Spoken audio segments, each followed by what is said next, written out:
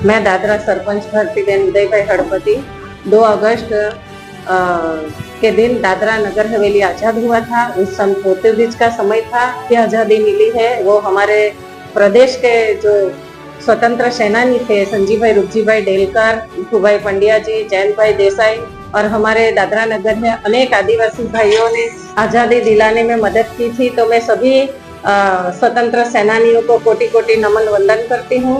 और आजादी दिलाने के बाद अभी जो हमारे दादरा नगर में विकास हुआ है वो बहुत ज्यादा विकास हो चुका है और विकास के पंथ पे दादरा नगर हवेली है। तो मैं इसी के बारे में सभी प्रदेशवासियों को शुभकामना देती हूँ। नमस्ते, मारू नाम सुमित्राबेन जयंतीभाई पटेल, ग्राम पंचायत डेमणी सरपंच।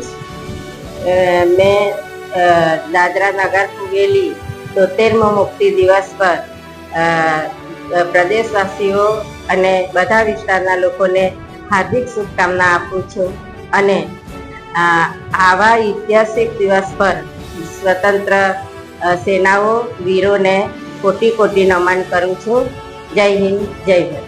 नमस्कार, मैं विकी पटेल, दादरा डिप्टी सरपंच दादरा नगर हवेली के समस्त प्रदेशवासियों को 2 अगस्त की मुक्ति दिवस की हार्दिक शुभकामनाएं देता हूँ। नमस्कार, जय हिंद, जय भारत। 73મા મુક્તિ દિવસના શુભ અવસર પર અહીં ઉપસ્થિત દાદરા ગ્રામ પંચાયતના સરપંચ શ્રીમતી ભારતીબેન, જિલ્લા પંચાયતના સભ્ય શ્રી કમલેશભાઈ, ઉપસરપંચ વિકીભાઈ તેમજ દાદરા ગ્રામ પંચાયતના મેમ્બર તેમજ દાદરા દેમણી ગ્રામ પંચાયતના જિલ્લા મેમ્બર શ્રીમતી અનિતાબેન, ઉપસરપંચ અમરાતભાઈ તેમજ દેમણી પંચાયતના મેમ્બરો, શાળાના આચાર્ય, શિક્ષકગણો તેમજ મારા ગામના વડીલો, ભાઈઓ તથા બહેનો, પંચાયત મંત્રી, આપણે બધાને સૌને ખબર જ છે કે 1947માં આપણો દેશ આઝાદ થયો હતો। ત્યાર પછી આપણા દેશમાં ઘણા પ્રદેશો એવા હતા કે જેમાં અંગ્રેજોનું શાસન ચાલતું હતું। જેમાં એક પ્રદેશ આપણો દાદરા અને નગર હવેલી પણ હતો, જે આપણા દાદરા નગર હવેલીમાં અંગ્રેજોનું શાસન ચાલતું હતું। તો આપણા દાદરા નગર હવેલી પ્રદેશના જુદા જુદા સંગઠને ગોવાના ગોમંતક દળ, યુનાઇટેડ ફ્રન્ટ, સ્વયંસેવક તેમજ આપણા સ્થાનિક સંગઠનોએ સૌથી પહેલા આપણે 22 જુલાઈ 1956ના દિવસે સ્થાનિક સંગઠનના સહકારથી આપણું દાદરા ગામ ફિરંગીઓના શાસનમાંથી મુક્ત કરવામાં આવ્યું। ત્યાર પછી 2 ઓગસ્ટ 1956ના દિવસે આપણા પૂરેપૂરા દાદરા નગર હવેલીના ગામોમાં અંગ્રેજોના શાસનમાંથી મુક્તિ મળી હતી।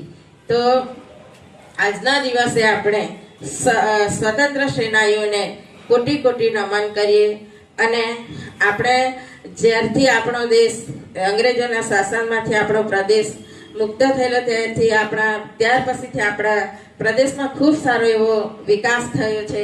આપણા ગામમાં શાળાઓ, આંગણવાડીઓ, હોસ્પિટલો, બધી જ સુવિધાઓ જોવા મળતી છે, રોડ, પાણી। તો આપણા દેશના પ્રધાનમંત્રી શ્રી નરેન્દ્રભાઈ મોદીજીએ એક સ્વચ્છતા અભિયાનનું આયોજન કર્યું અને ગામે ગામે સ્વચ્છતા અભિયાન કરાવીને આપણે પણ દાદરામાં ખૂબ સારું એવું સ્વચ્છતા અભિયાન ચાલી રહ્યું છે અને આ રોડોનો પણ થોડા ઘણા કામો બાકી છે, તે હવે આપણે દિવાળી પછી બધા જ પૂર્ણ કરવામાં આવશે।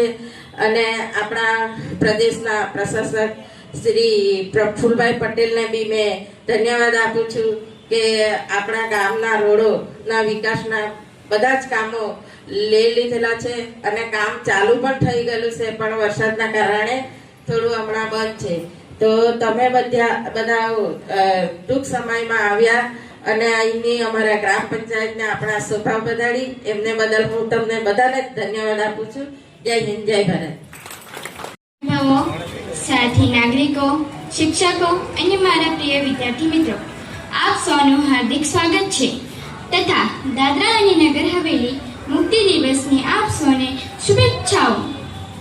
આજે જ્યારે આપણે સ્વચ્છ આકાશ નીચે ભેગા થયા છીએ ત્યારે આપણા હૃદય અપાર ગર્વ અને દેશભક્તિથી ભરાઈ ગયા છે.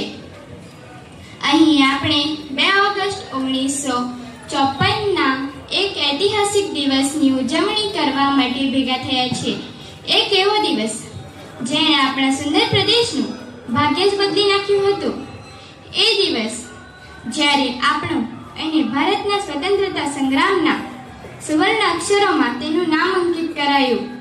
આ પ્રદેશના બહાદુર સ્વતંત્રતા સેનાનીઓએ પોર્ટુગીઝ શાસન સામે સંઘર્ષો કર્યા. આખરે 2 ઓગસ્ટ 1954ના રોજ આપણું દાદરા અને નગર હવેલી પોર્ટુગીઝ શાસનમાંથી મુક્ત થયું.